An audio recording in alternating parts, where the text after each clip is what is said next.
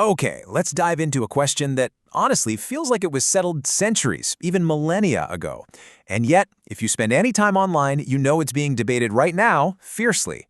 So, how do we actually know the Earth is round? Let's build the case together from the ground up.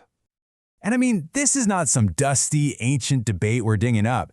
Just back in 2016, this whole thing blew up on Twitter. You had the musician B.O.B., who's a vocal flat earther, going up against astrophysicist Neil deGrasse Tyson. Tyson hit back with science, and then, get this, a diss track. It just goes to show you, for a lot of people, this question is anything but settled. So, yeah, forget the celebrity rap battles for a minute. Let's get into the real meat of it, the actual evidence. What we're going to do is build the case for a round Earth step by step. We'll start with stuff anyone can see for themselves, and then we'll work our way up, all the way to the view from space. All right, first up, let's talk about the simple stuff. The kinds of proof that don't need any fancy equipment. All you need are your own two eyes and a good, clear view of the horizon. This is the classic, right? The one sailors have seen for thousands of years. When you watch a big ship sail away, it doesn't just get smaller and smaller until it's a dot. No, it actually looks like it's sinking. The hull goes first, then the sails, and the very last thing you see is the tip of the mast, before it, too, disappears. That whole bottom-up disappearing act, that's what happens when something moves over a curve. So the most straightforward explanation is curvature. The ship is going over the curve of the Earth. But what about other explanations? Could it just be, perspective? Well, think about it. If the Earth were flat, the whole ship would just get smaller and hazier at the same time. It wouldn't vanish from the bottom up.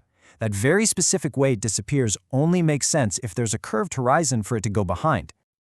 Okay, this is a really cool little experiment you can actually do yourself. Find a spot with a totally flat horizon, like a beach.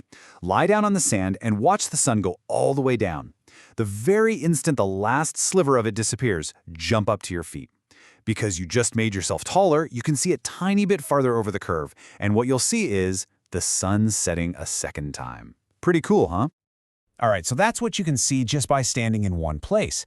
But what happens when we start connecting the dots?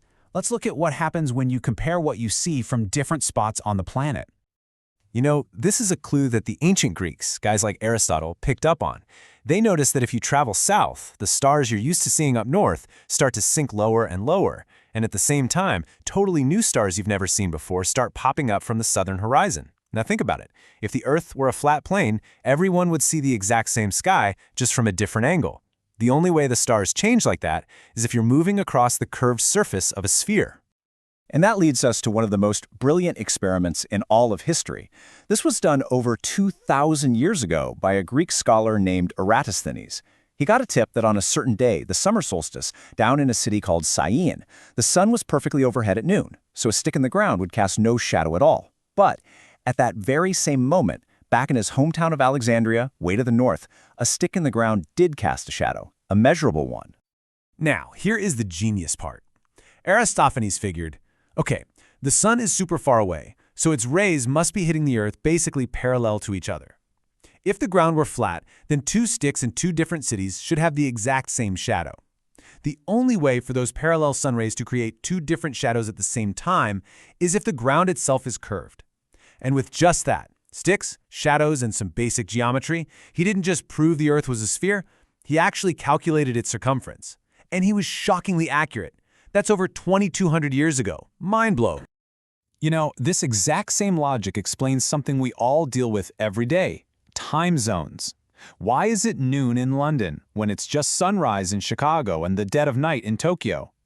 The only reason that works is because the sun can only light up one side of a spinning ball at a time. It's direct proof, right there on your watch. Okay, so the evidence for a sphere is pretty solid, right? But that's really only half the story. The next layer of proof shows us that this giant sphere isn't just sitting there. It's also spinning, constantly, like a massive top. So back in 1851, a physicist named Léon Foucault came up with this just beautiful, elegant experiment.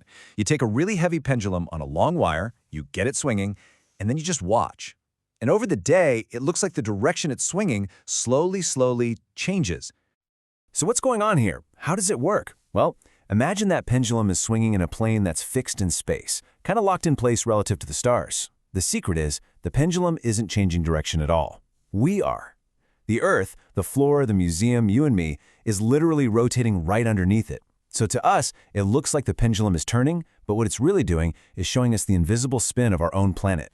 And the Earth's spin creates another really cool thing called the Coriolis effect. Basically, it pushes things that are moving over long distances, like wind or water, to the side.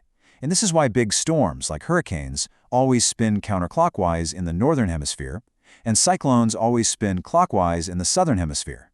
It's this perfect, mirrored pattern across the entire globe. That's some powerful evidence for a spinning sphere. All right, so we've built a pretty strong case for a spinning globe. But you know, good science isn't just about collecting evidence for your own idea, it's also about testing the alternatives. So let's be fair. Let's take a look at the most popular flat Earth model and see if what it predicts actually matches up with reality. Okay, so this model usually pictures the world as a flat disk. The North Pole is right in the center, and all the continents are spread out around it. And Antarctica? It's not a continent at the bottom. Instead, it's a gigantic wall of ice that goes all the way around the outer rim of the disk. Now, the cool thing about having a model is you can use it to make predictions, and then you can check those predictions. So let's take a real-world flight, Santiago, Chile to Sydney, Australia. On a globe, that's a pretty straight shot across the southern Pacific. Takes about 14 hours. But now look at that flat disk map. To get from Santiago to Sydney, you'd have to fly way, way up and all the way around. The distance is more than double. It would take over 30 hours. And yet airlines fly that route every single day in about 14 hours. The math just doesn't work on the flat model. So when someone on Reddit asked a Flat Earth supporter how to explain this huge difference in flight times, the entire answer was, and I quote, "wind probably." And that kind of shows you how tough it is to make real-world data, like flight schedules, fit a model where those southern journeys are so much longer. Okay, let's bring it all home. We're moving to our final section, where all these different clues come together in the ultimate, undeniable proof, the view from above. And you know, even before we get to the photos, just think about the tech in your pocket. The GPS that gets you around town, the satellites that beam your TV shows, the weather models that tell you if a hurricane is coming. Every single one of those systems is built on the math of a spinning globe. They are programmed for a sphere. If the Earth was flat, none of it would work. At all. And now we can just look. For the first time in all of human history, we don't need to mess with shadows or watch ships. We can see it with our own eyes. This incredible picture from the International Space Station says it all. You can see it right there. That gentle but absolutely undeniable curve of our world against the blackness of space. And this is the one. The photo that changed how we see everything. Earthrise. It was taken by the Apollo 8 crew back in 1968. This was the moment humanity saw our home for what it truly is. Not a map, not a theory, but a real place. A beautiful, fragile, and perfectly round world just hanging there in the darkness. So from ships sinking over the horizon, to the stars changing as you travel, all the way to flight times and literal pictures from space, every single piece of evidence points the same way. The scientific process is actually pretty simple. You observe the world, you test your ideas against it, and you follow where the evidence leads. Which kind of leaves us with one last, much bigger question, doesn't it? What does it mean when there is an absolute mountain of evidence right in front of us, and we still choose to look away? That's definitely something to think about. Thanks for joining me.